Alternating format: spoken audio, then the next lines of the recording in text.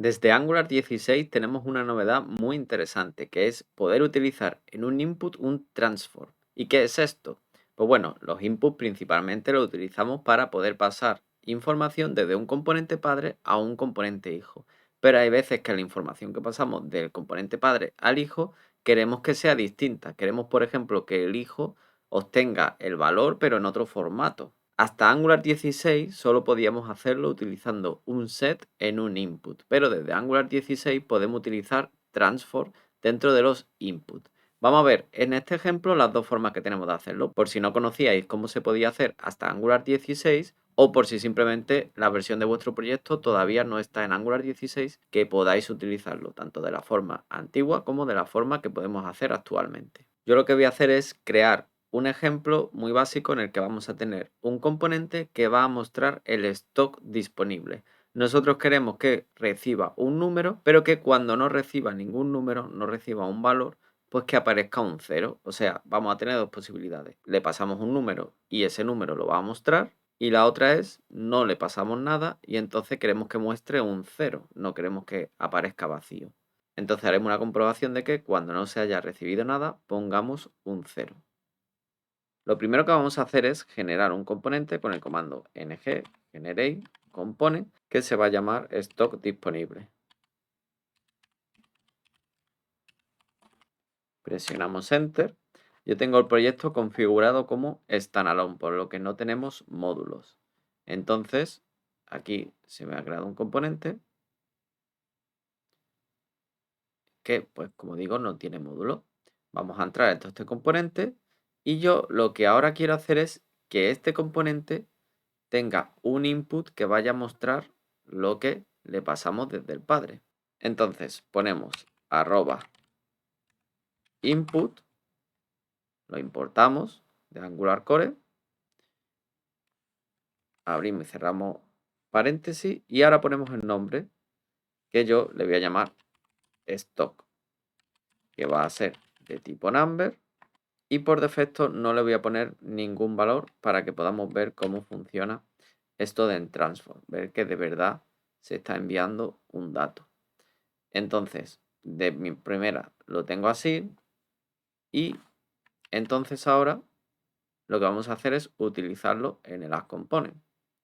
Me voy a copiar el nombre de este componente y me voy al add_component y lo voy a añadir en imports. Recordad que esto es porque es una aplicación standalone.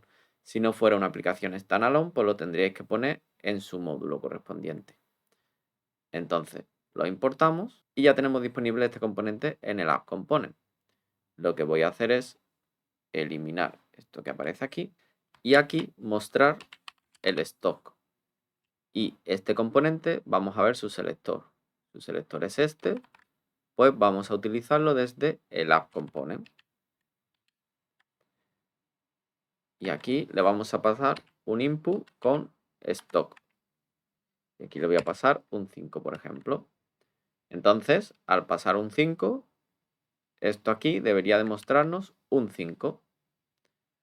Este fichero me lo he dejado sin guardar. Vamos a guardar aquí también. Y vamos a lanzar el proyecto con un ngServe. Vale, abrimos el navegador en el puerto 4200. Y aquí vemos, voy a ampliar un poco, cómo, vale, pues obtenemos un 5. Pero yo quiero ahora, como he dicho, que cuando no pasemos nada, aparezca un 0. Vale, vamos a forzar, por ejemplo, que desde una API nos haya llegado como nulo el valor, ¿vale? Que no tengamos ningún valor. O sea que vamos a pasarle aquí un nulo. Claro, aquí lo que dice es que nulo no es asignable a number. Tendríamos que venir a nuestro componente y decirle que va a ser de tipo number, pero que también podrá recibir un nulo. Y después de hacer esto, si volvemos al componente, vemos que ya no tenemos error. Entonces, vamos a guardar y vamos a ver que aquí no estamos obteniendo nada y queremos que aparezca un 0. Entonces, claro, ¿cómo hacemos nosotros este mapeo a nivel de input? Pues la única forma que teníamos hasta la versión 16 era haciendo un set. Vamos a cambiar el código para mostrarlo con un set. ¿Todavía no te has suscrito a mi canal? ¿A qué esperas? ¿Quieres ver nuevas novedades de Angular, no? Venga, vamos, suscríbete. En vez de ser como aquí, que simplemente tenemos la variable, lo que voy a hacer es comentar esto y poner otra línea. Lo que teníamos que hacer era aquí poner @input. Ahora lo que tendríamos que hacer es poner un set, igual que setter y getter, pues es lo mismo, porque el set nos va a permitir poner un método y aquí ya hacer nosotros nuestras comprobaciones. Entonces a este set le voy a llamar stock, porque el input quiero que se llame stock, pero esto va a ser un método que va a recibir un stock que va a ser de tipo number o nulo. Y aquí ya implementamos la lógica que nosotros necesitemos. Claro, hacerlo así implica tener que tener una segunda variable, porque ya este stock no lo podemos usar así. Tendríamos que tener dos variables. Lo que yo voy a hacer ahora es crear una variable pública que se llame formatted stock, que va a contener ya el stock formateado. Va a ser de tipo number y bueno, por defecto pues no le voy a dar ningún valor. Por lo tanto, como tenemos TypeScript estricto, tenemos que ponerle una exclamación. Yo lo que quiero ahora es que el valor que recibamos aquí lo guardemos aquí, pero ya con el formateo correcto. Entonces, lo que vamos a hacer es poner una comprobación de que si el stock que recibimos no existe, entonces en this.stock formateado guardemos un 0. En caso contrario, pues podemos guardar en esta variable el stock tal cual. Esto también podemos hacerlo más simple con un ternario.